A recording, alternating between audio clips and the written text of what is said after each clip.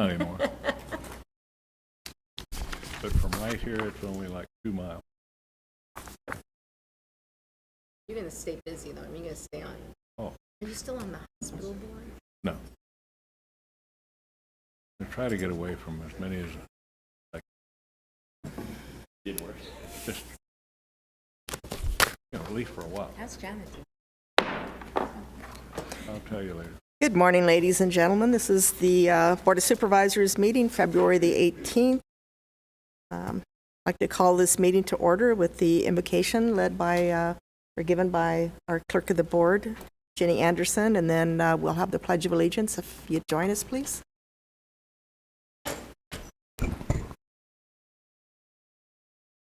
Heavenly Father, we thank you for our great country and the opportunity to gather here today. We ask that you watch over our family, friends, and colleagues as they go about their day and return them home safely at the end of the workday. May the board approach their tasks with wisdom, and may their conduct create an environment of respect, cooperation, and unity throughout the county. We ask these things in your name. Amen. Amen. Please join me in the Pledge of Allegiance. I pledge allegiance to the flag of the United States of America and to the republic for which it stands, one nation under God, indivisible, with liberty and justice for all.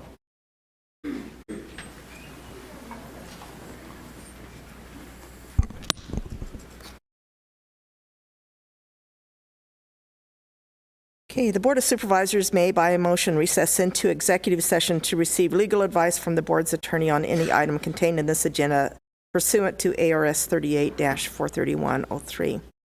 So at this time, I'll entertain a motion to call for an executive session to be held March 16th, 2020 at 9 a.m. for discussion and consultation with legal counsel in accordance with ARS 38-431.03.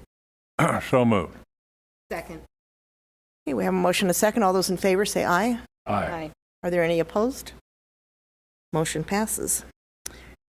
Okay, we need a motion and action to approve waiving the reading in full of items presented for discussion, adoption, or approval at this meeting. So moved. Second? Have a motion and a second. All those in favor say aye. Aye. Any opposed? Okay, going on to the official business to come before the board this morning. Discussion and pending or contemplated litigation claims and demands. Attorney Asplin. Nothing to report to the board, thank you. Thank you.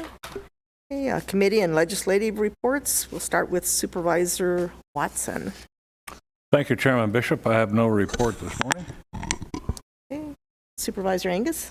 I've been attending telephonically the CSA LPC meetings, and there's a lot of things changing, and we were told that this week is the last week for bills to come in, so hopefully next week I'll have some updates about some of the legislation that may be affecting us in the future. Thank you. Okay, thank you. Supervisor Gold None today, Madam Chairman. and Supervisor Johnson. Thank you, Madam Chair. I think hopefully everybody's seen that the President's putting his proposed budget, $1.5 billion for to buy locally uranium. It'll be $150 million a year. Mr. Kudlow is the one that got that in for us. That's who we owe the thanks to, and hopefully we'll see how it goes after the election. Yeah. Okay, thank you. And then my report is that I attended the Health and Wellness Workshop February 4th and 5th in Kingman. Stakeholders shared expertise and insights in the mental health needs of our community to better understand resources available, the gaps in resources, and the opportunities to cooperate and better serve our citizens. And then I also wanted to note that this was the first workshop of its kind in Mojave County and was a follow-up from our recent visit to Yavapai County with Supervisor Angus and Supervisor Watson and County Manager, along with our sheriff and other people. We did visit Yavapai County and learned about their Reach Out program aimed at reducing the number of people in mental health and substance use disorder within the criminal justice system. And the plan is to utilize that system here to reduce recidivism in our jail, ultimately saving taxpayer money. And we benefited from the opinions of representatives from a variety of disciplines and agencies, including hospital services, behavioral health services, crisis intervention, addiction and pain management services, housing and shelter care, juvenile services, education, public health, attorneys, law enforcement, probation, corrections, and others. So the group plans to meet again in May to work with local, state, and federal elected officials to bring additional inpatient and outpatient mental health services to Mojave County for adults and juveniles, and consider the possibility maybe of a mental health court. So that's what we've been doing in that area. And that concludes my report. So do we have a county manager's report today? I have no report today, Madam Chairman. Thank you. Thank you. I'll entertain a motion for the approval of the January 21st, 2020 Board of Supervisors meeting minutes. So move. Second? I have a motion and a second. All those in favor say aye. Aye. Any opposed? Motion passes. Okay, we'll now go to the call to the public. Those wishing to address the board at the call to the public regarding matters not on the board agenda must fill out and submit to the clerk a call to the public request to speak form located in the back of the room prior to the meeting. So we do have a couple of people that would like to speak, and I'll call up Mr. Devin Catarano.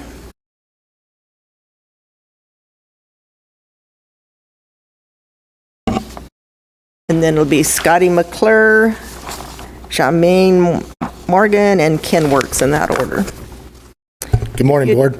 You just give your name. You've got My name 3 is Devin minutes. Cantorano. I'm from Fort Mojave, Okay. and I'm here today as a concerned citizen of a couple other neighbors we have in the area. I have 3 properties that surround my property, and every one of them have several RVs being lived in, bootleg septic tanks, bootleg electrical, and several complaints have been made by myself and other concerned neighbors.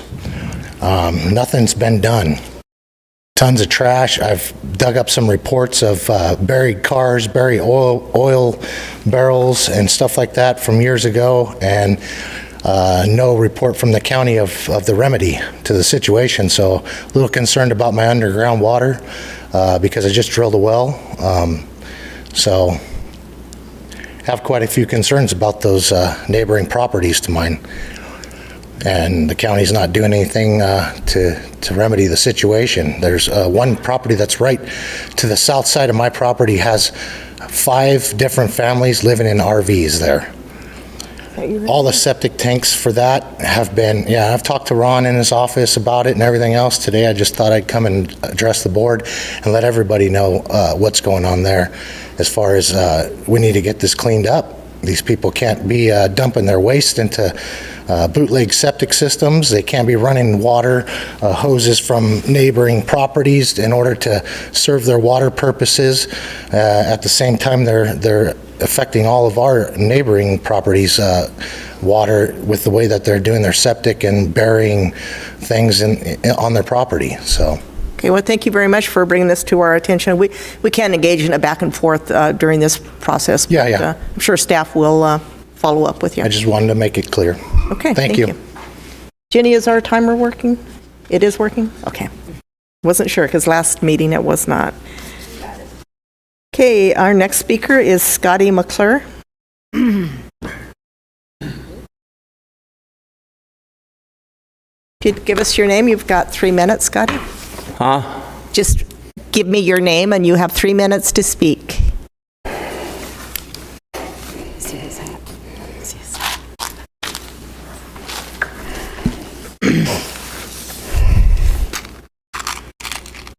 Scotty from Bullhead. This is how I found out about your meeting today. It was in the paper last week. You need to start posting these meetings on Hildy's wall down there in Ron's office. And the library. I don't do computers. I'm computer illiterate. So this leads me out of the... I'm so mad at you guys for not letting me know there was a meeting last... When was that? On the 18th? That's today, January 21st. Thank you for that. Because I didn't get to go. I got to it. It was already 9:45. Call of the public was over. I read it in the paper then, too. You guys need to let us know that you're having a meeting. I don't do computers. This posting, this nonsense, this 3-page stuff from Jenny here, it covers your behinds. gets it legal, I'm still going to take you, Ryan, to the Attorney General here about this meeting that I was at before with you, when you were here. You weren't here, Hildy. That was one of those that you missed. I just think it's bull that you can't post it in the library. Speaking of the library, that's one of the, here's a list of things I got wrong with just the library. We need a quiet zone. These people are in there yelling on their cell phones. The insulation in there is about ready. You go in there when it's 15 to 25 miles an hour and the whole wall is just vibrating like this, and you hear it. It's been that way forever, and I've been going in there. Whoever the architect is an idiot. You should never hire him again. It's 225 feet to the bathroom, and it's old farts that go down to the newspapers. I can't walk very good, so I can't even use them this summer because it was too far. So I make sure I go before I go to the newspapers, but whatever. Don't ever hire him again. I like the one in Lake Las Vegas, or Lake Havasu. That was built right, and the one up here, built like a square. You did good there. We need some phone books in there. Like I can't use these things, and they get mad if I ask any of them people sitting there. What phone books from Phoenix and Lake Havasu? We don't even have a phone book from Lake Havasu in that library. We got the Kingman one. The driveway needs to be widened there, the entrance. You finally cut down some of the bushes there that you could see out. It's Hancock Road, that's a 35, but they're going 50 through there.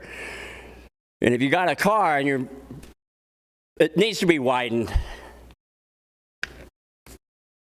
Yeah, there's some other stuff. Yeah, that's not posting is bull, and it's not posted Friday at your office or the library or anywhere in that town except online, and I don't do online. And yeah, it's just bull. You can't let people know when your meetings are. It's simple as that. It's called free speech, I guess, but not according to you guys. Thank you, Scotty. I can't hear you way back in the room there. Our next speaker is Jamie Morgaine. You'd give your name. You've got 3 minutes to say what's on your mind. Good morning. My name is Jem Morgan. I'm a Kingman resident and District 1 constituent. February is Black History Month. And here in Mojave County, we have a dark history with Black history. Kingman was a sundown town, which means that we had signs on the outside of Kingman saying, "Don't let the sun set on your," quote, "N-word back," or ass. I have heard both versions of those signs.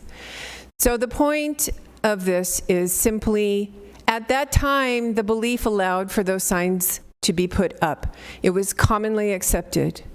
It took people saying, "I'm not okay with this," for those signs to come down. And that's what I come here, every single time I come, is to open up the narrative about what racism means here in Mojave County. We still have Luana Gillette sitting on a planning and zoning commission after making heinous public statements about we don't want minorities to come here and trying to change us. That's the same belief that allowed those signs to be up on the outskirts of Kingman. We didn't want the black people to come here and try and change us. We need to open up the idea. And I'm also here to remind you that your oaths of office to discharge the duties of your office faithfully and impartially applies here, because you represent people who don't think that it is okay for racism to be sitting on these official planning and zoning commissions or any of the other commissions. When the Code of Conduct states about beliefs that we value all difference and everything else that it says in that, and then to make those statements, it is in contradiction to that code of ethics, and it needs to be addressed. We have 2 complaints, 2 petitions for redress of a grievance sitting on your tables. One of them is the Luana Gillette situation. We have filed a formal complaint. And then we've also filed the complaint just last night about the 3 commissioners who stood up and walked out in protest because of our calls for Luana Gillette to resign.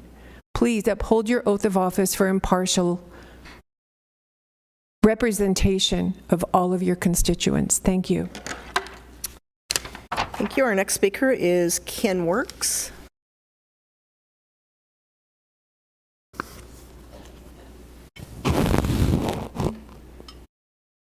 Good morning. My name is Kenny Works. I live in Yucca.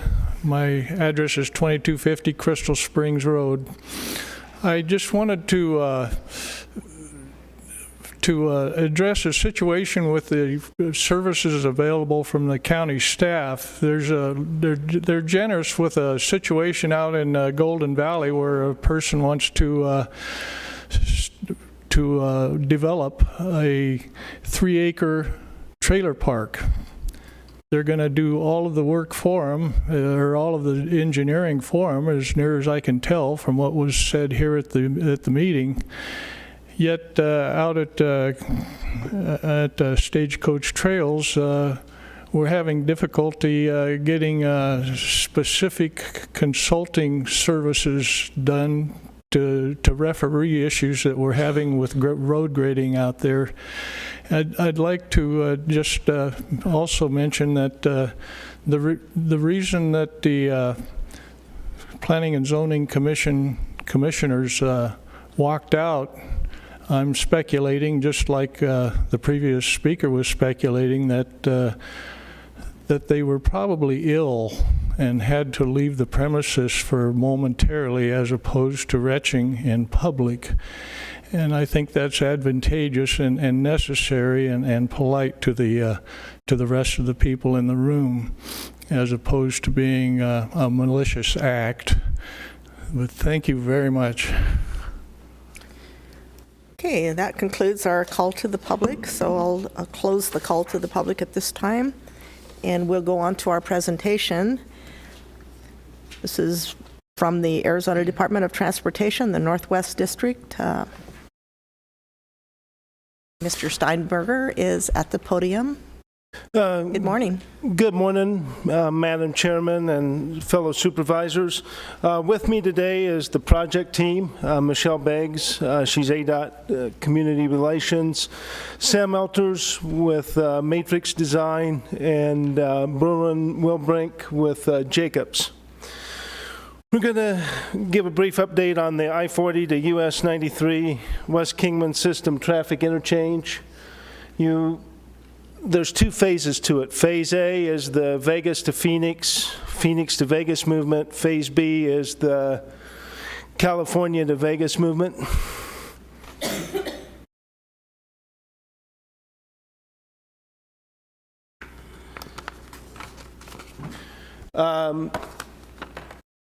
Currently, right now, on I-40, you have 2 lanes in each direction, westbound and eastbound. And then entering downtown Kingman, you go from a rural 4-lane section, 2 lanes in each direction, to a 5-lane urban section, 2 lanes in each direction, and a 2-way left turn lane. And for the system-to-system interchange, we're going to add a lane in each direction on I-40, and then you're going to have 2 lanes in each direction going from I-40 to US 93. This is a blow-up of what it's going to look like at I-40. The through lanes are going to move to the insides, and then the ramps are going to have 2 lanes, and it's going to exit I-40 and go over to US 93, or exit 93 and go to I-40. The ramps are 2 lanes. Then down at US 93, it's going to be 2-lane ramps in both directions, on and off, the on and off ramps. Here's a blow-up of that connection.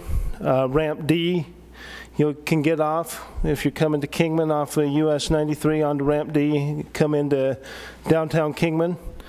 If you're leaving the downtown area, you can use Ramp A, that's 2 lanes, and go on to US 93.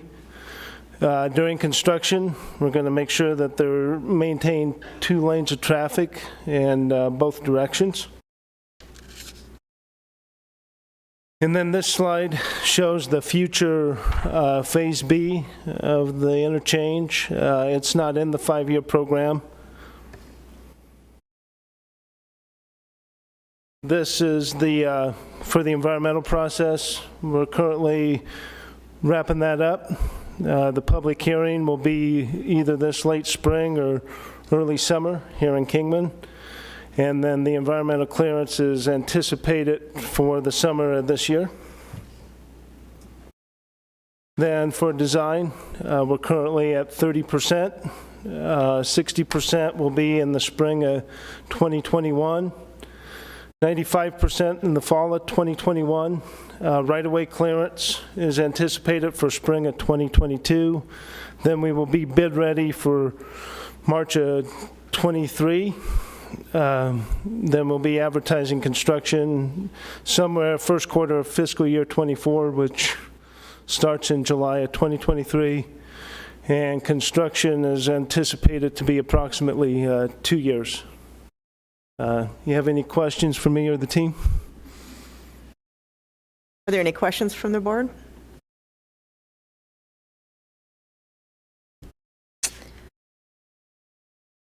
I have a question. During the construction period, that's going to be 2 years, what's the plan for diverting traffic? What kind of a detour are we going to be seeing? The diversion of traffic is actually going to stay on the same alignment as it is now for US 93 and I-40, and using the existing West Kingman TI, and everything will be maintained 2 lanes, and everything will be built around the existing conditions. So our residents, as they're traveling to and from during this construction period, they won't experience anything different than what they have right now?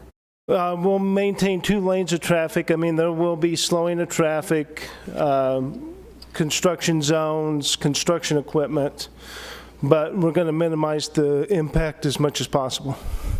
Okay, and then when it actually comes to tying in the new West Kingman interchange into the existing Highway 93, how long of a time period would that construction be? As we get further into the design, we'll have more of a timeline for that. The majority of that work will most likely occur at night, and our ultimate goal is still not to impact the traffic as much as possible. Doing the nighttime work will minimize the impact due to the less traffic congestion. Okay, and then the future 1-lane ramps, how far into the future are we looking at for that portion? If you're referring to Phase B, yes. At this time, there's no funding, and I can't really give an anticipated date for when the department will have the funding for that. Okay, and then lastly, is there any opportunity to move this forward to where it can be done quicker if the federal government or the state releases funding? What's the earliest we could see if money was not an issue? The earliest we have it for right now is March, the springtime of 2023. You know, like I said, if you are interested in pushing it up, please reach out. I can reach out to our upper management in the state engineer's office, reach out to your political officials, and there might be a potential to push it up, but right now the schedule is pretty tight, and what I'm showing here is what it's going to take to complete the project. Is the schedule pretty tight because of money or because of the work that needs to be done prior to the actual construction? The work that needs to be done for construction. I mean, like I said, we can accelerate the work and probably get approximately maybe a year sooner. Okay. All right, that's all the questions I have. Madam Chairman. Supervisor Gold. Sir, so let me get this correct. I'm on the front page of your handout. The blue line is Phase A? Yes, that is correct. The gold and blue line is what is called Phase A. And then the red is Phase B? Yes, that is correct. Phase B is undetermined when that's going to occur? Yes. Okay, because that is not only the way to California, that's also the way to Lake Havasu.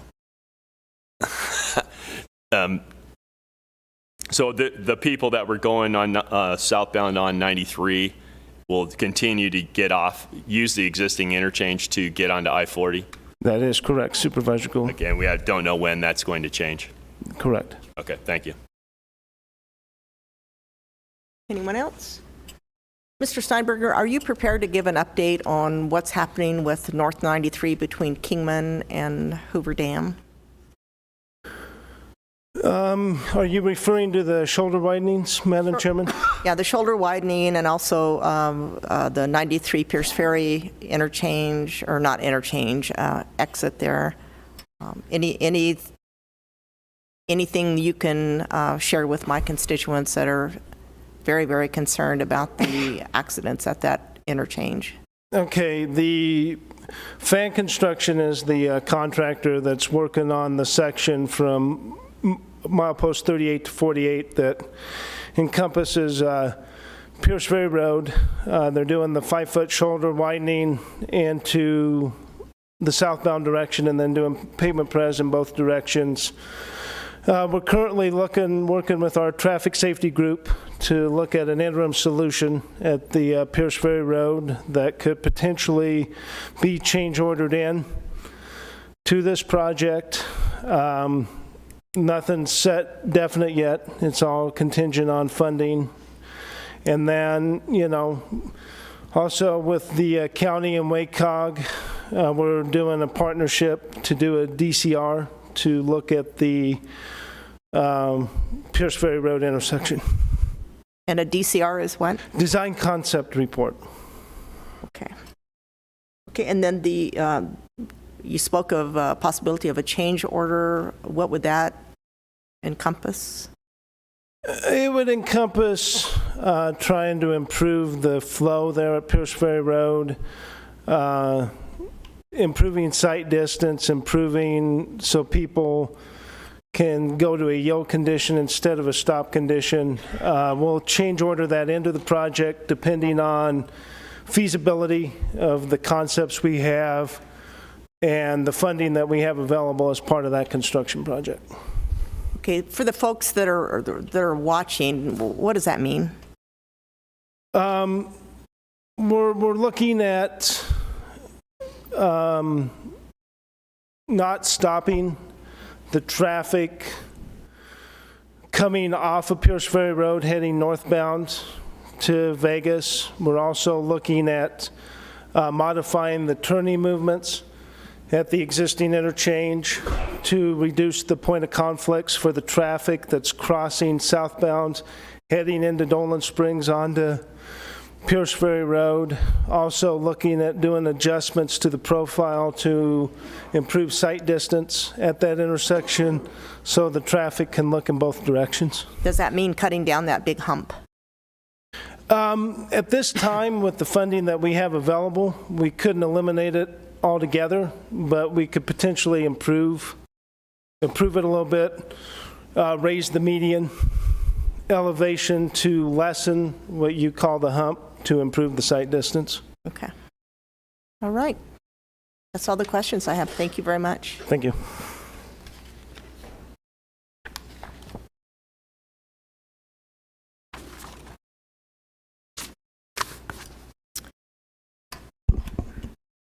Okay, we'll go on now to the consent agenda. The following items listed under the consent agenda will be considered as a group and acted upon by one motion with no separate discussion of said items, unless a board member so requests. In that event, the item will be removed from the consent agenda for separate discussion and action. So, Supervisor Johnson, do you have anything you'd like to pull?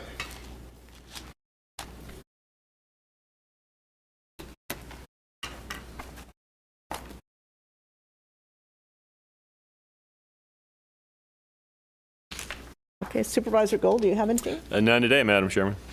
Supervisor Angus? Nothing today. Supervisor Watson? Nothing today, thank you. Okay, and then I would like to poll, if I can find it here. It's, 37, I'll be polling.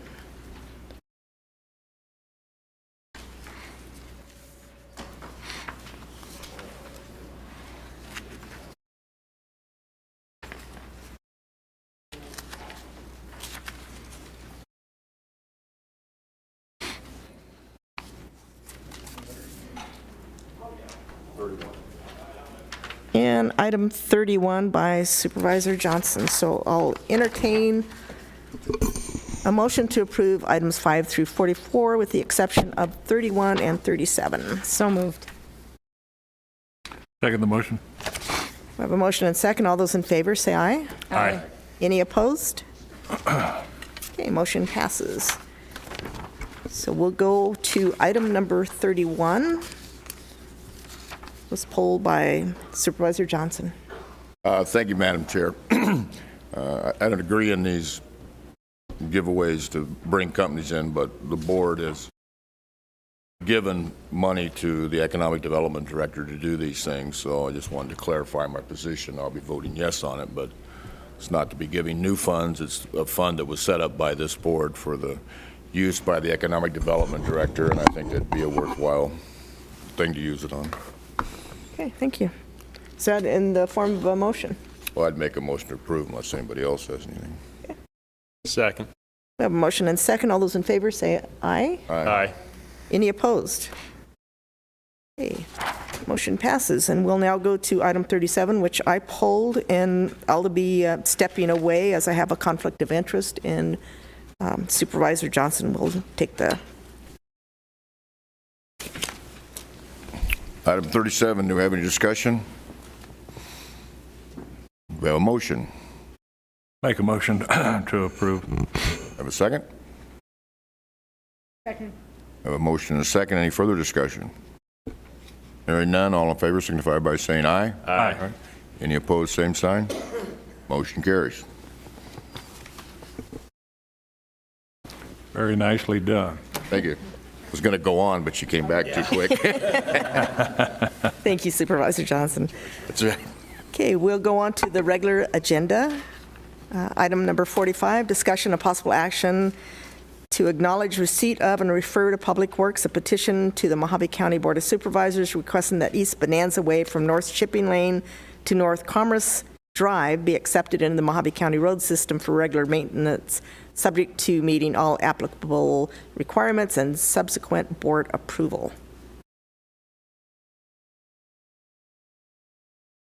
Madam Chairman, I'll make a motion for approval. We have a motion. Do we have a second? Second. Motion and second. Any discussion? All those in favor, say aye. Aye. Aye. Any opposed? Aye. Aye. Okay, motion passes 3-2. Item number 46, discussion and possible action, reapprove fiscal year 2020 housing and community development needs, identify and prioritize projects for fiscal year 2020 CDBG regional account and 2020-2021 CDBG state special project account. Program listed on the attached memorandum dated February 6, 2020, and direct staff to determine program eligibility of these projects and prepare grant applications for submission. I do have one person that signed up to speak on this. Pat Farrell.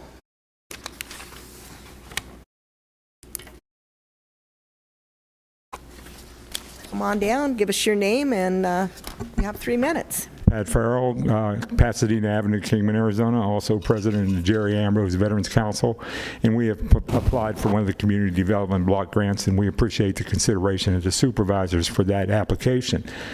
I wanted to emphasize that I hear things that it's just for veterans and it doesn't help the regular community, and I wanted to address the fact that it does help the regular community. It leaves more resources available for the civilian population when the veterans have additional resources brought into the county. This is not sharing what's already there, it's adding to the pile of what's available. in the last 3 weeks, we've had 2 female veterans attempt suicide, and unfortunately, one of them was successful. Exposure to the programs that we offer, the VA has demonstrated that 3 out of 5 of the people that commit suicide would not have committed suicide had they been referred to the resources that are available to them, and that's what we do. So we thank you for your consideration. Thank you, Supervisor Bishop. Have a great day. Thank you, Pat. Okay, is there any further discussion? I'll entertain a motion. Motion to approve item 46.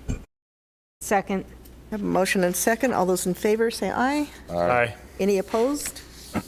Motion passes. Next item would be discussion and possible action, approve changes to personnel policies and procedures, section 2.2 compensation program. This was continued by the board at our February 3rd meeting and brought to us by Supervisor Watson. Thank you, Chairman Bishop. The item that I brought to you is pretty much a mundane additions and subtractions to the current policies, and I make a motion for approval. Second. I have a motion and second. Oh, whoa. I'm sorry. I wanted to discuss first. Okay, we have a motion and second. You can go ahead and. Okay. And I asked for this to be held over last meeting because I just wanted to, make this kind of general statement. Several years ago, we talked about the merit rules and classifications and all this stuff. And we've kind of done it incrementally. I think as a board, we had an overall philosophy, and I'm not that crazy the way this was done, just little by little. But the one thing that we've always talked about that I still want clarification on is this idea that we're going to do market. What is it? Market comparisons. Because again, and I know for certain departments that's important, but I just want to know what exactly is meant by market comparisons. Are you going to compare them to La Paz? Or are you going to compare them to Maricopa? Madam Chairman, Supervisor Angus, first, before I start and explain your question or take a stab at it, HR was hit really very hard with the flu, and there's 3 key individuals that are out from that department. So I'll do the best I can at addressing your question. One of the things that we need to keep in mind on this proposal is the proposal will not allow a department to hire somebody in outside of range. The range is established for the position, and the range has internally to the range different steps. What the intent of this particular proposal is to provide several different criteria that can be used in determining where a new hire or a promotional hire or somebody who's coming into our system will be placed within the established range. And what's happened in the past, let's say in the sheriff's deputies positions or in the engineering positions or in any positions, but I've seen it several times, is, to determine the step that somebody would be placed in, we take into consideration education and experience. But we don't want to be locked into just taking into consideration education and experience. If we have a position that's so grossly underfunded or underpaid as compared to the area, and if it can be demonstrated by the department through bringing in additional information that a particular position is underfunded, and it is necessary to attract and retain an employee to hire him in at a higher step level based on what they called market. Maybe that's a misnomer, but that's what we used. Based upon what the area what our general area or our competition is currently hiring those individuals at, then that would be justification for placing somebody in at a higher step. So it's something that we would want to use. I believe it's something that's incredibly necessary.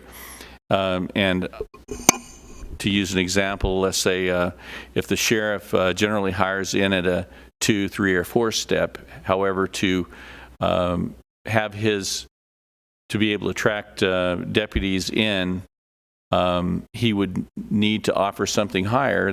That's where the market comes in. The market justification comes in.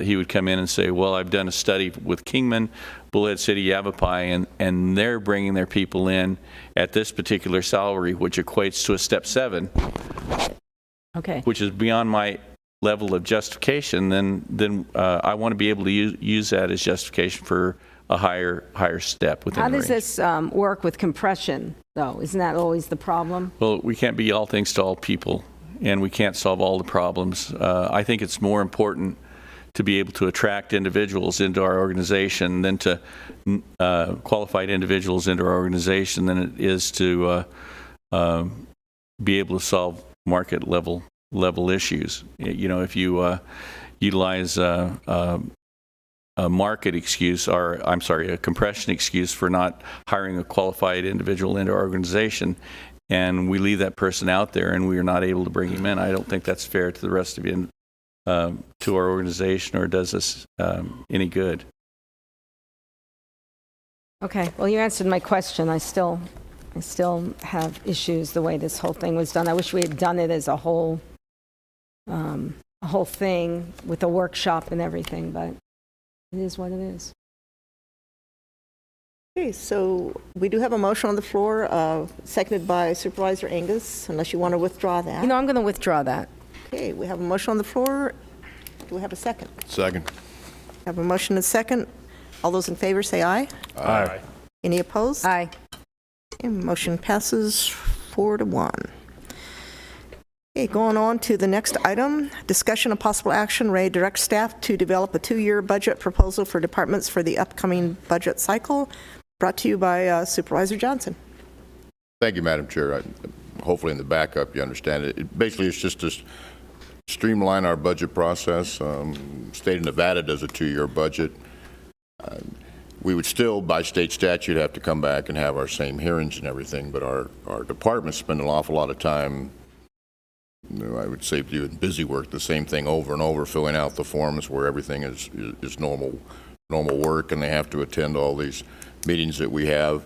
I just think it would save a lot of time and taxpayer dollar by going to, a 2-year budget, and then we still have our updates where, if we get extra money in and somebody has new projects or the cost of something's come up, they can bring those things to us and we just amend the budget.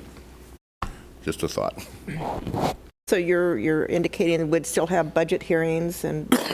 By statute, we still have to have it, but the departments, some departments, every department's, a little different, but they have a lot of things that are just normal routine business that, their budget sits. They don't have that many changes every year. So if we just said, hey, put your 2-year budget out, but you can come back if you have, grants that come in, or if, say the county decides we've got money to give pay raises or something, but it just saves them time from going to all the meetings with county manager, which a lot of them have told me they really can't stand. But Kind of like our budget, it never changes. It's yeah. Does anybody want to hear from Coral Lloyd? I actually want to ask Mike a question. What do you think about that? Madam Chairman, Supervisor Angus, the bottom line is we'll do whatever the board decides, but thank you for asking. I can give an example of what happens every year. I gave a budget presentation, a budget kickoff presentation last week, and I actually didn't have any idea, I didn't have any firm idea of the numbers that we were going to be using until that time during the year. So what we try to do is we try to make our projections as accurate as possible. And they're on a year-to-year basis. And we won't know what impacts the state might have on us until, about this time during every year. And that's huge. I believe that it's important for me to meet every year with every department and every elected official face to face, because it's a negotiation, and we take a look at every item, every new initiative that's being placed forward, and we try to find solutions for every elected official, just like I do with you, to try to find solutions to put forward to the board. And then we have a budget workshop. But if we were asked to do a 2-year budget, there's merit in both, but it wouldn't be, I don't believe it would be accurate, or I don't believe it would be useful to me to be able to do that. So if you're asking for my recommendation, I believe we're providing you with the best possible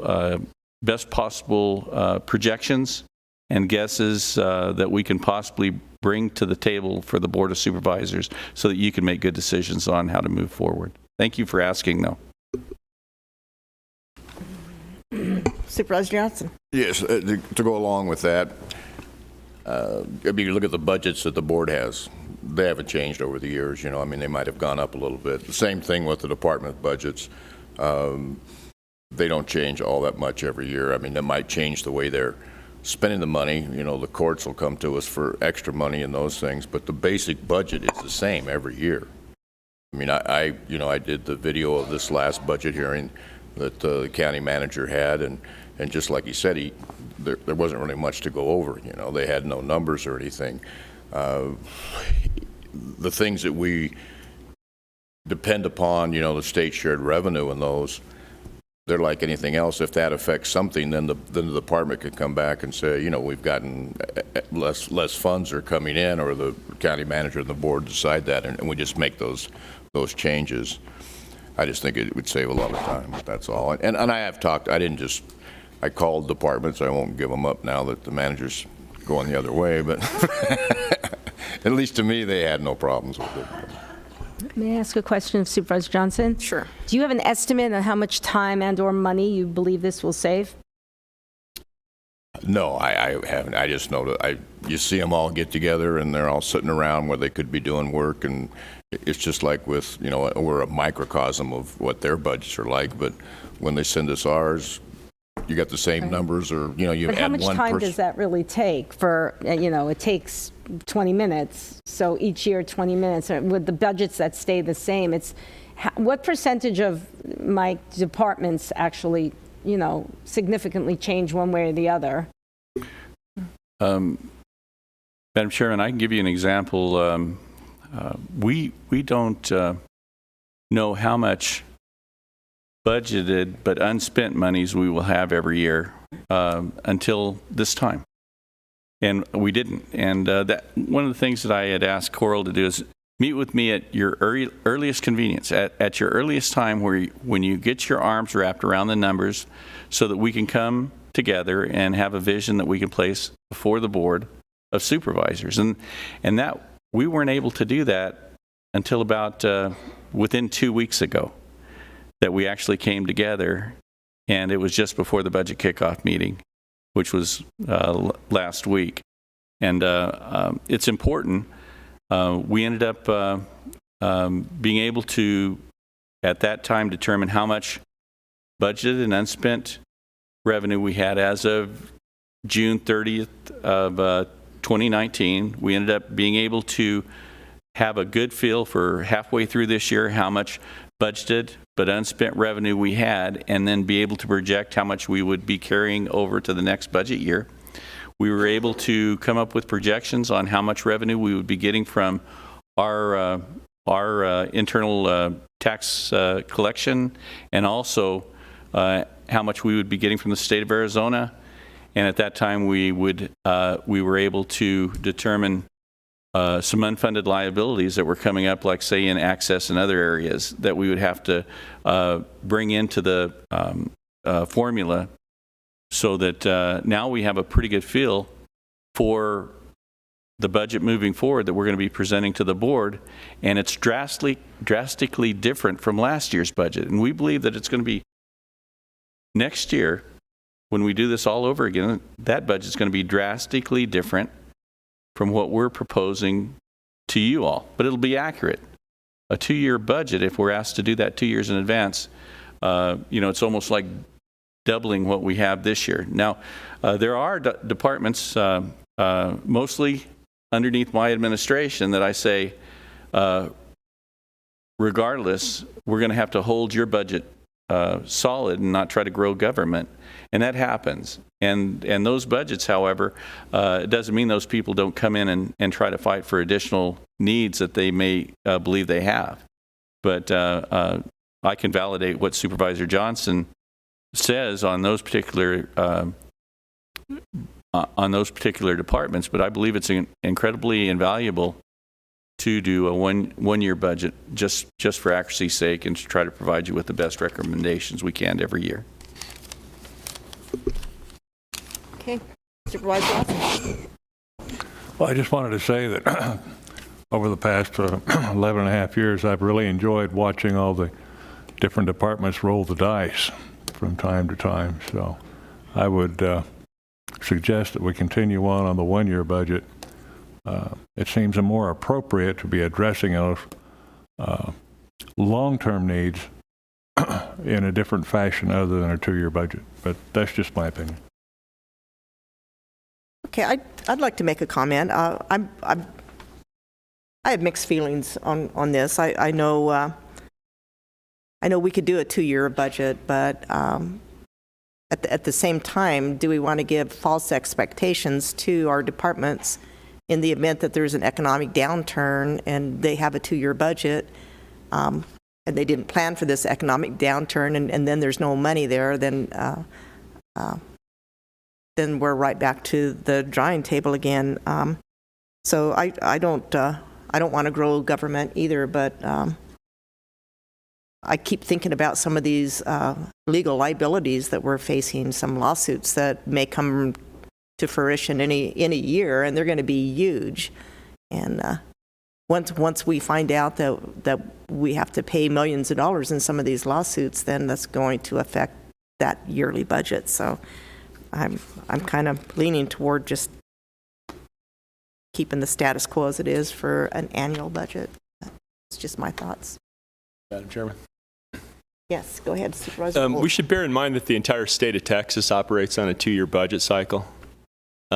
Texas is one of the most populous states in the union, and actually, I think they're number 1 in economic growth. So we might want to consider this. And bear in mind, as a member of the body that, quote, did this to you, we don't find out what we're going to do to us until July in reality. So you're still going to have to make adjustments. You don't know what's going to happen today. You have an idea of what's going to happen, but in reality, until sine die of the legislature, everything's up in the air. But I would support at least investigating a 2-year budget cycle.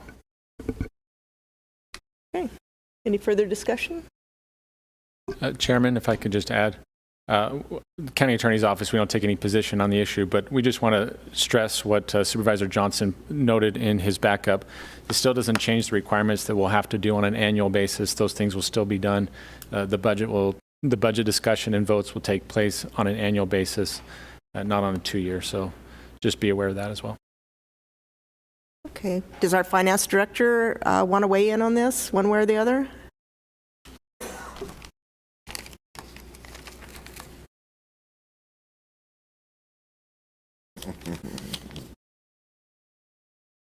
Thank you, Carl. Good morning, Chairman Bishop and Supervisors. I'm not sure if I want to weigh in or if I do not want to weigh in. Mike very much summarized some of the discussion, and I spoke earlier with Supervisor Johnson as well. I think there are merits to both positions. Should you choose to go forward with a 2-year budget, I think that the way that this was worded was for the upcoming budget cycle, and if that meant this year, then I would prefer to move that out a year because we are already in progress. And the detail of what we're doing, we're asking departments to actually utilize the financial system to input their budgets this year. And if we change that, excuse me, to a 2-year cycle and we need to enter 2 years, then we need to figure out how that system works in advance for the 2-year cycle. really, there's some merits to both sides. I don't need to necessarily debate this at this time with you. You've all got a good handle, I think, on the reasoning for the pros and the cons. I do enjoy the budget, clearly. Get a lot of information and get a good feel of what the constituents are putting their money toward each year. So that is definitely, I believe, a very positive mode for doing an annual budget cycle.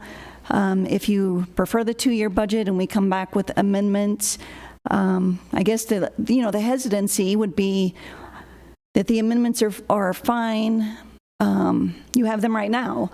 However, if we're doing amendments and we're not taking into consideration the whole, then sometimes those can be dangerous or walk you down a path that you may not, excuse me, have thought about at the time that comes up. So. Okay, do you have an estimate of how much time would be saved by all the departments together? Just a guesstimate? Would it be a lot of time or not so much? I think that we would need to evaluate that. Excuse me. Department by department, there is a lot of effort. There's absolutely a lot of effort that goes in each year, somewhat reproducing the same information that we had the prior year. I think it would save time overall, clearly, for a 2-year, because you're only modifying the information for the changes.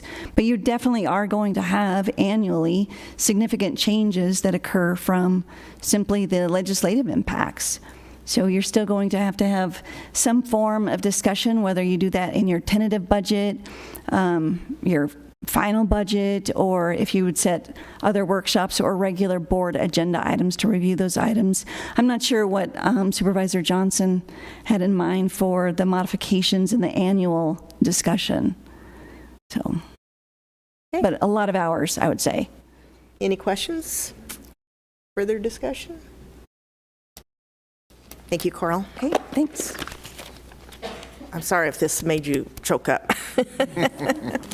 Okay, at this point, I'll entertain a motion. Well, I'll make a motion to approve, but Second. Okay, we have a motion and a second, and I think we should do a roll call on this one. Supervisor Watson? I'm going to say no this morning. Supervisor Angus? No. Supervisor Johnson? yes. Supervisor Gould? Yes. Chairman Bishop? Wow, I get to make the decision here with a tie vote. I'll vote no. Okay, I have a motion and second. The vote's been taken, and it did not pass. Going on to item 49. Discussion and possible action, Ray, instruct the Development Services Department to develop a plan amendment to the Mojave County General Plan that contains policies that support mining in Mojave County and designate mineral-rich areas of the county for mining claims and mining development, including the Arizona Strip. Motion to approve? And I'll second the motion. Do you have some discussion? We have a motion and second. Discussion? Thank you, Chairman Bishop. Yes. Supervisor Johnson and I discussed the possibility of changing the plan amendment for Mojave County, the general plan, to make sure that everyone is aware of the importance of mining in Mojave County.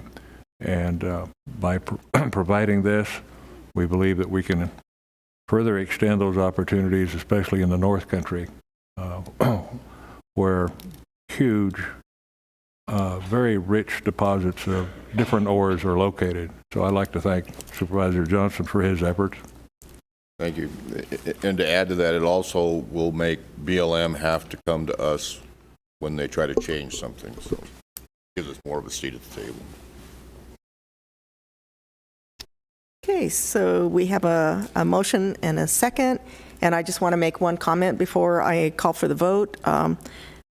I want everybody to know that I am a member of the Mojave County Downwinders. I'm a cancer survivor, and I would not vote yes for this if I thought there was any danger of contamination that would cause others to suffer the results of what the downwinders did in Mojave County.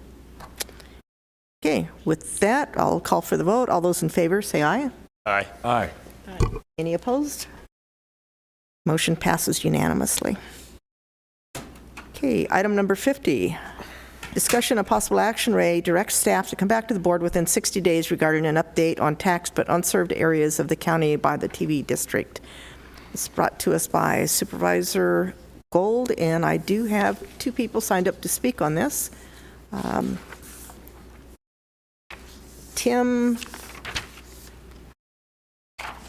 trying not to mispronounce your name, so I'll let you do it for me. If you would. Exactly.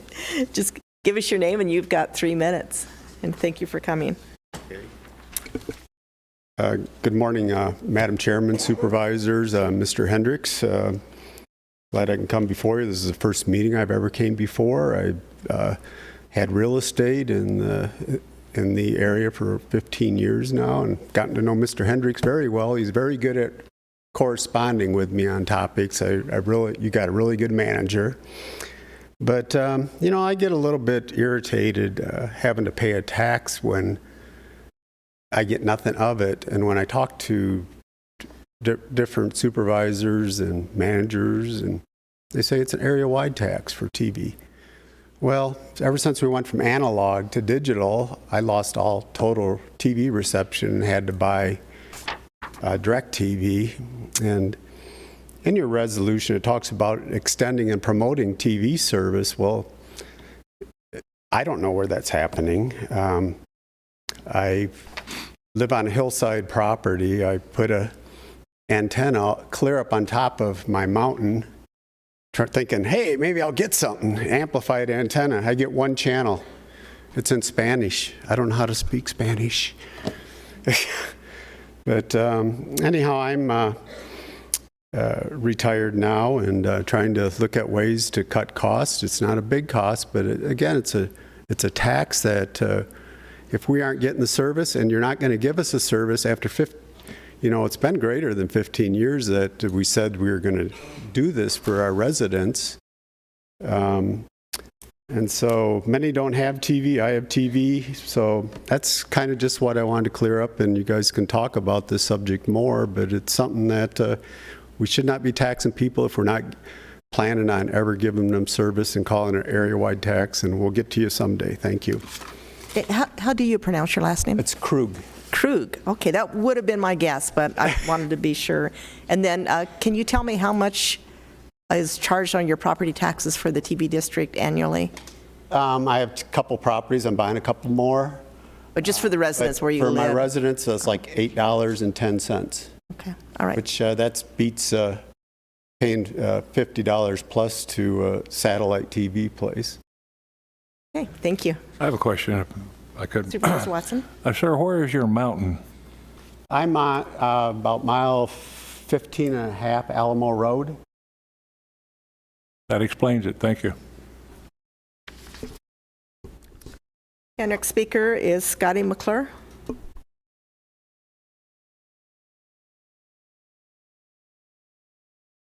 Is this somebody's phone or something?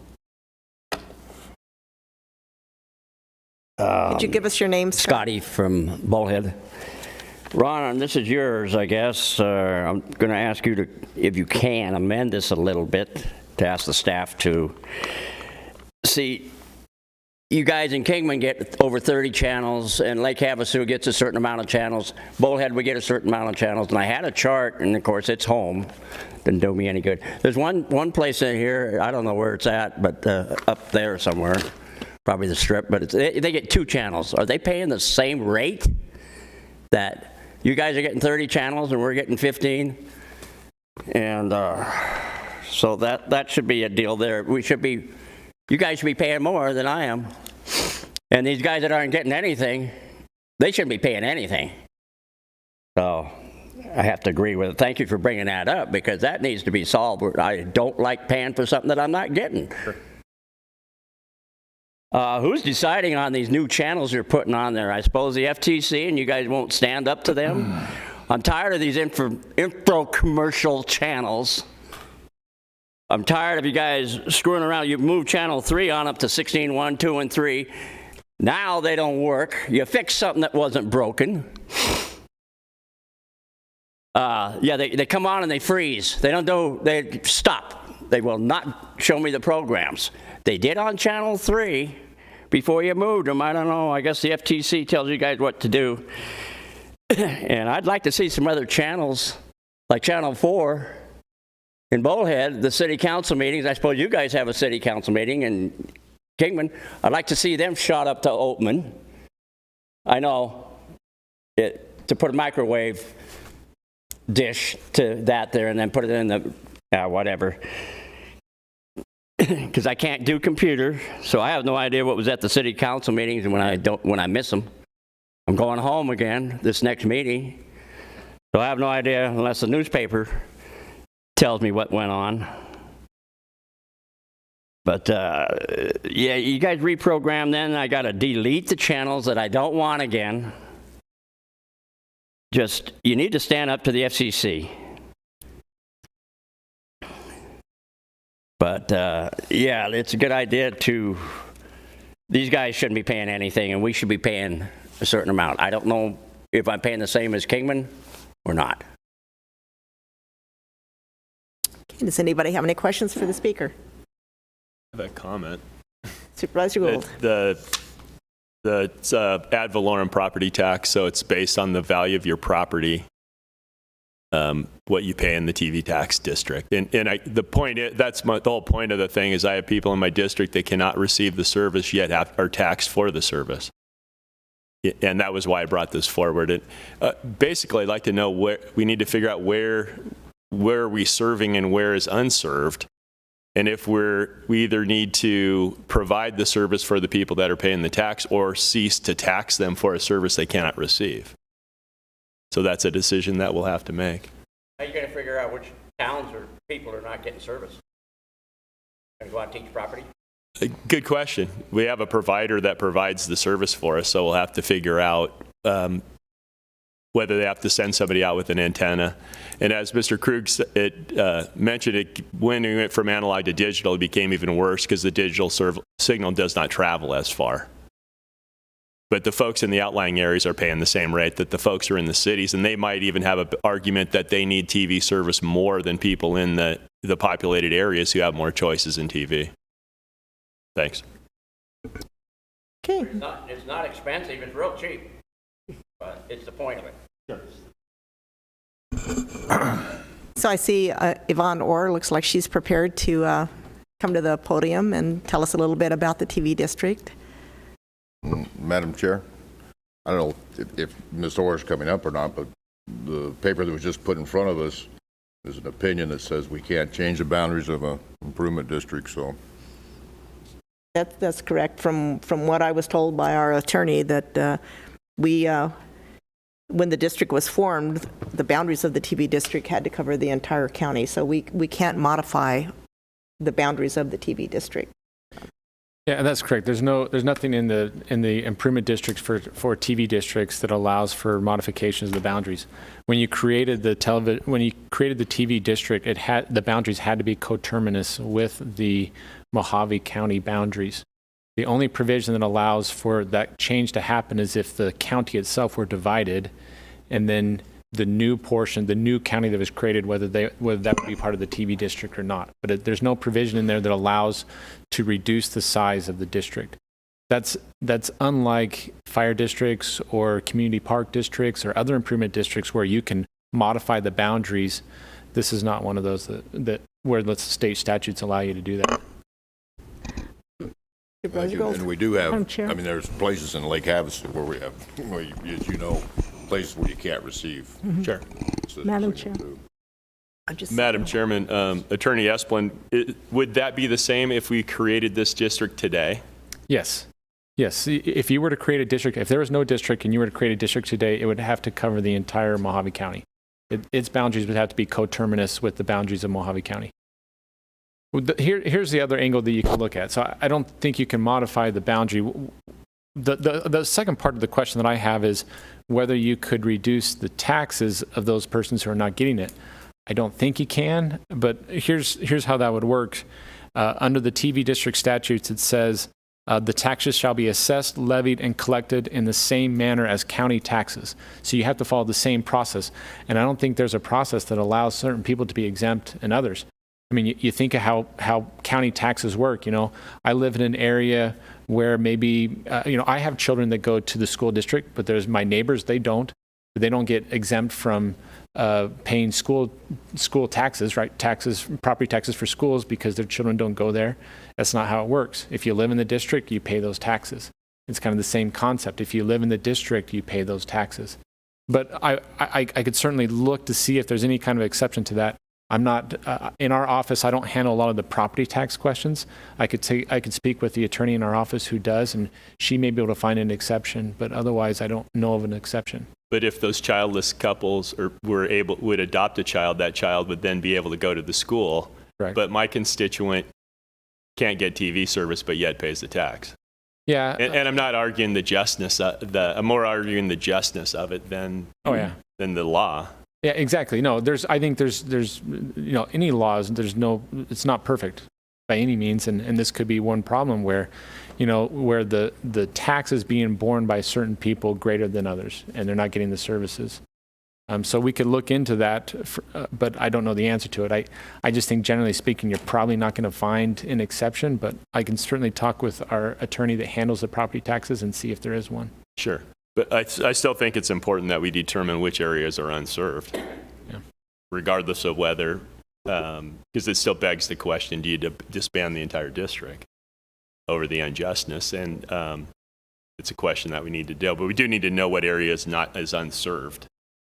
And then I would think we also need to know whether or not they could get a specialized antenna or a bigger antenna. In the old days when your antenna was 100 foot tall, so you could get reception. Right. I mean, perhaps some of these underserved areas just need a better antenna, but Jack Trahan's here. Maybe he can tell us if that's possible. So Supervisor Angus, did you have something to say? Yeah, I just wanted to remind everybody that when we first talked, we've been talking about this for as long as I've been on the board, and I have my own opinions. We tried to disband it at one point, but to be honest, there was a big outcry from the community. A lot of people do use it, especially now that the other services, the pay services, are really almost unaffordable for some people. But it was originally developed for safety, for the ultra-rural areas. That was the explanation. That was the justification given for it. And to me, it's kind of ironic that now it's the outside areas that can't get it, and the more rural that have more choices can get it. But I don't really see how we could do this other than completely disbanding it. Okay, and I had a couple comments to make, Sure. Chairman. If Mojave County were flat, Mr. Trahan would have a pretty easy job providing service to all the constituents, but it's obviously not. And when people move out to very rural parts of Mojave County and expect all county services, it makes you wonder what in the world they were thinking when they bought that property, if they expect to have all county services. And so with that, I don't have a lot of heartburn over somebody having to pay $4 or $5 a year for providing this service to the rest of the constituents of the county. It's very important, especially to the elderly folks that are on fixed incomes. They constantly come in here, and anytime we change any type of the tax structures, they're complaining about, don't raise my taxes, don't do this, I'm on a fixed income. Well, this district provides many constituents vital services, vital information. And I, for one, am not in favor of changing it, nor am I in favor of any type of tax abatement. It's such a small amount. I just don't see it being a huge issue. Thank you, Chairman. Madam Chair, may I just add one more thing? Sure, go ahead. And I think that what maybe we can do, there are really high-powered antennas. I was up actually at a friend of mine cabin in the mountains, and I was surprised to see in his front, he had this huge antenna that was, gave him the ability to get the TV signal. So I think that there are options for people if that's what they choose to do. That's true, and have to take into consideration that some people don't know how to scan their channels, and they may have televisions that are dated. I don't know, but there's a lot of different factors that could come into the equation. And do we have the manpower to go out to each residence that has a problem with TV reception and see whether or not it's their problem or their TV's problem, or it's just not knowing what to do? So. But you're right, Supervisor Watson. I think on my property tax bill, it might be $4 or $5 is all. Madam Chairman, may I weigh in on this? Sure. One of the things you were, if you all recall, we lowered the TV district tax, and we spent down its contingency, and we're sitting at a point in time right now that if we don't increase the TV district tax, the contingency will be spent this upcoming year. We've only got 1 year's remaining contingency, and I know Yvonne Orr has done quite a bit of work. When she saw this is going to be agendized, and talked to Mr. Krug and Supervisor Gould, I believe she's got some beneficial information that might help the board move forward on this. Okay. Yvonne Orr, thank you. Good morning, Supervisors. I think a lot of points have been hit already during your discussion, but a couple of things that would have to happen if we were to find a solution for those underserved areas. We'd have to secure with a Federal Communications Commission microwave license. We'd have to get a land lease, buy a tower, buy the equipment, and hopefully then we would be able to provide service to those underserved areas. But as Mike shared with you in Finance's presentation earlier, the adjusted rate, now 4 cents, is still not sufficient to sustain expenses, and the fund balance will decrease about $400,000 this year from $858,000 to $466,000. So with those resources, we wouldn't be able to do that. With those resources, we're barely able to maintain operations. Without a change, I'll share with you, WECOM has done some preliminary information. This is for the Catherine's Landing site, which serves the Bullhead City area. What you'll be able to see from this map, now these are just preliminary, I might add. Red on these maps, the white area means there's absolutely no coverage in those areas. Red means it's more difficult to get with an outdoor antenna, but possible. And any other color on these maps should be able to get the coverage with an outdoor antenna.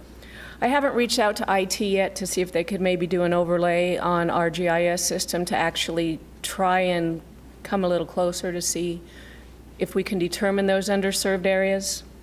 But right now, that's where we're at. Okay, thank you. Any questions of the speaker? And if you're looking for a technical perspective, we have WECOM here, both Jack Trahan and Paul Fleming. Okay, I see no questions, so thank you very much, Yvonne. Mr. Trahan, can you answer the question as to whether or not different antennas could be utilized in some of these areas to, or you're expert there? He's been keeping up with this a lot better than I have. Good. So I'm just curious. Can you put up one of these 200-foot antennas and get reception in some of these underserved areas?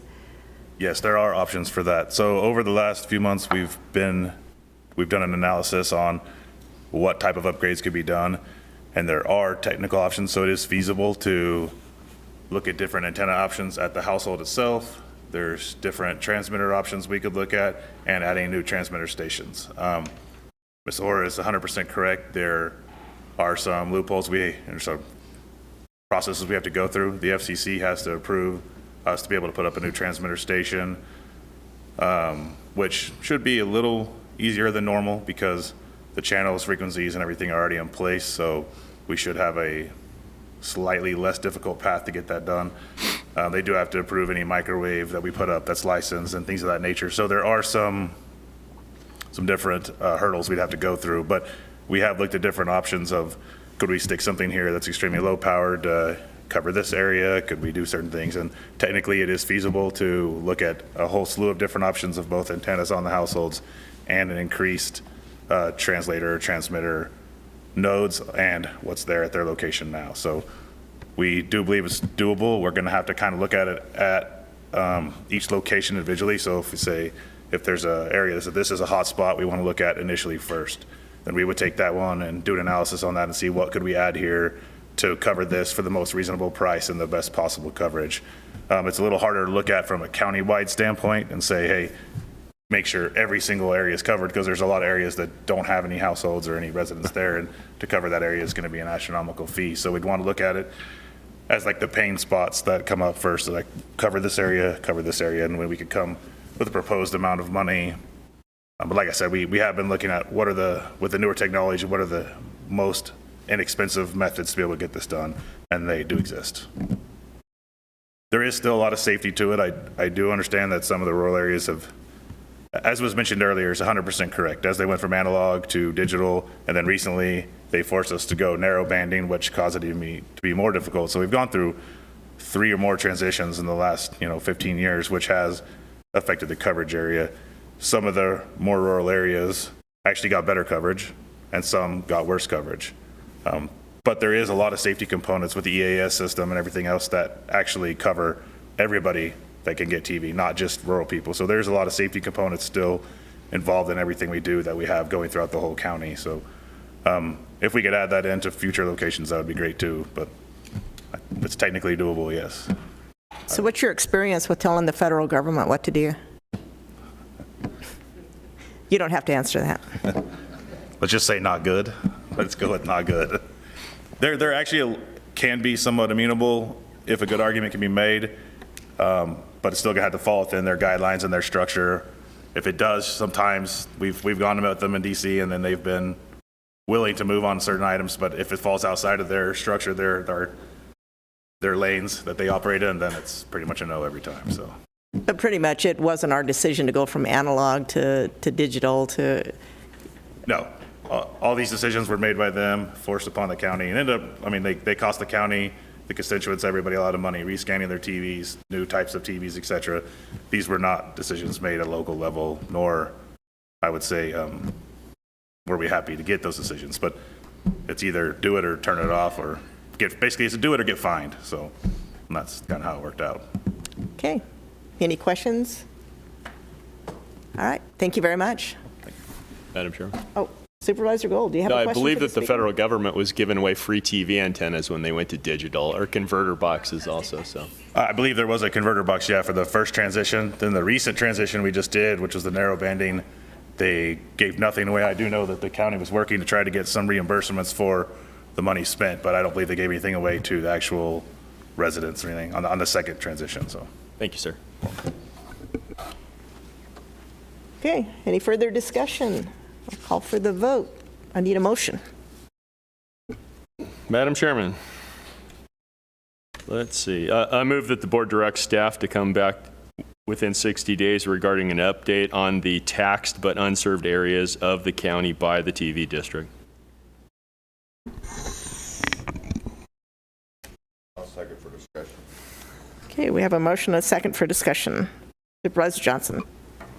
I guess my question is, do you just want to update on the opinion that we've gotten, that we can't do anything? No, I'd like to see a map of the areas that we're currently not serving, so we would have that knowledge. I saw a map of the Catherine transmitter, but we have other transmitters also. Because I know that, like in Lake Havasu, as you know, we have some areas that don't get it too. And then let's say even if the board said, well, we're going to try to do that, I guess we'd have to figure out by numbers. It's like, well, if there are 20 people, then we'll, beef it up, or the amount of money. I don't know, maybe that's something that Ms. Orr can answer as to, I guess because some people might call up and say, I don't get antenna service. Then do we have to get a truck that goes out there and drives in everybody's front yard to put an antenna up to say, no, you do get antenna service, but don't pay it? I don't, do we have that capability now to have a general idea where we don't have TV at, or is that something that's going to cost money?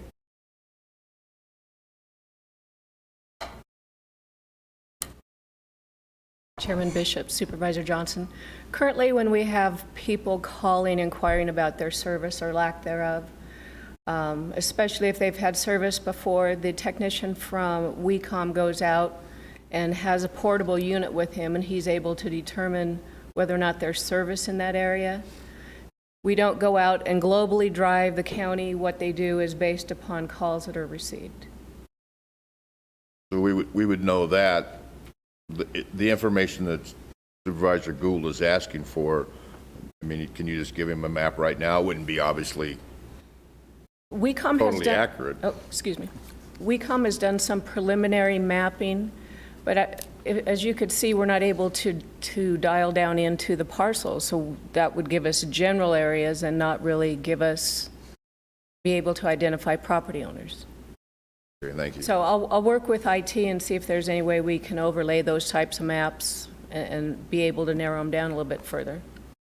Right now, they're broad areas, and we have a pretty large county.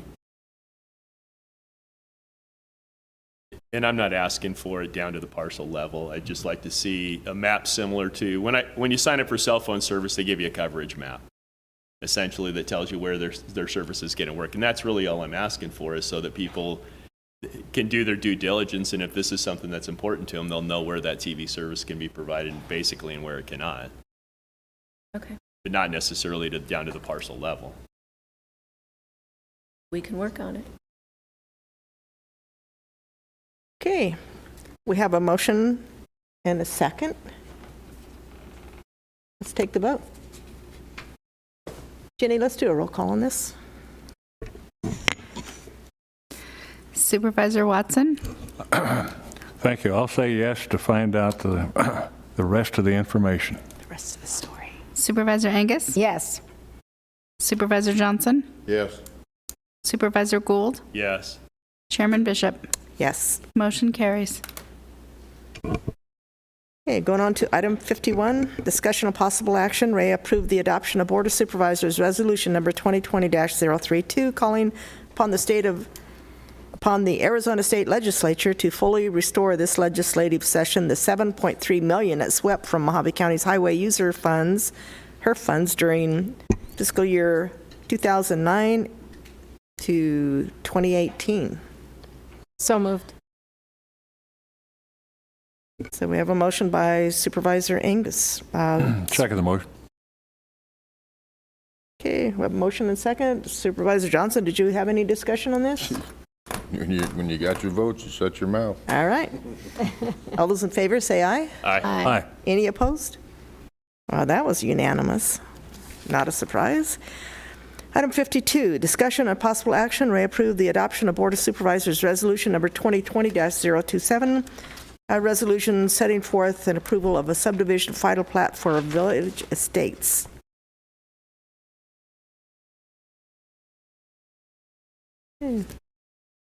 Motion to approve. We have a motion to approve. Do we have a second? I'll second the motion. All those in favor, say aye. Aye. Aye. Any opposed? Motion passes. Item 53, discussion of possible action. Ray approved remitting an additional deposit of $291,742 from HERF Fund 205 cash reserves to the Arizona Department of Transportation to fully cover the county's obligation to pay all costs in excess of the federal funding for widening Pierce Ferry Road from Ironwood to Lloyd and construction of a non-motorized trail in the Dolan Springs area, subject to federal reimbursement of 94.3% under the Federal Highway Administration Accelerated Construction Program and upon Western Arizona Council of Governments Executive Council pending approval to allocate $291,742 in available federal surface transportation block grant funds to Mojave County.